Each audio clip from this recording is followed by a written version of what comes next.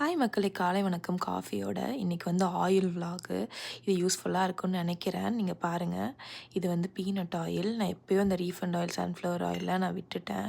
இப்போ மெயினாக வந்து பீனட் ஆயிலும் இது கலர் வச்சு கண்டுபிடிச்சிருப்பீங்க. இது வந்து நம்ம நல்லெண்ணெய் தான். இது ரெண்டும் தான் யூஸ் பண்ணிகிட்ருக்கேன் சமையலுக்கு. இது ரெண்டும் தான் ஃப்ரீக்வெண்ட்டாக யூஸ் பண்ணுறேன்னு அதை வந்து ஃப்ரண்ட் ரோவில் வச்சுருக்கேன். இது வந்து செசமி ஆயில். எனக்கு தாய் ஃபுட்னால் ரொம்ப பிடிக்கும். அவங்க நிறையா செசமி ஆயில் யூஸ் பண்ணுவாங்க. அதனால் நானும் வாங்கி வச்சுருக்கேன். அப்புறம் வந்து பின்னாடி உள்ள ரேக்கு, இதை பார்த்தே நீங்கள் கண்டுபிடிச்சிருப்பீங்க. இது வந்து கோகனட் ஆயில். கோகனட் ஆயில் வந்து நான் ஃபிஷ் ஃப்ரைக்கு எல்லாத்துக்குமே கோகனட் ஆயில் தாங்க யூஸ் பண்ணுவேன். செம்மையாக இருக்கும்.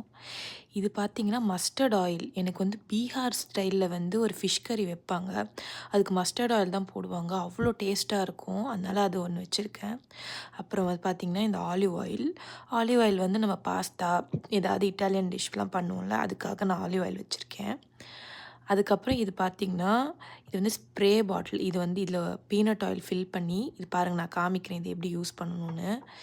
ஃபஸ்ட்டு இந்த பம்ப்பு மாதிரி ஒன்று இருக்கும். இந்த பம்பில் வந்து அடிச்சுக்கணும். இது வந்து ப்ரெஷர் பில்டப் பண்ணும் அந்த பாட்டிலில். இப்போ வந்து நம்ம ஏதாவது தோசை, பணியாரம்லாம் சுடணுன்னா இந்த மாதிரி ஸ்ப்ரே பண்ணிக்கலாம்.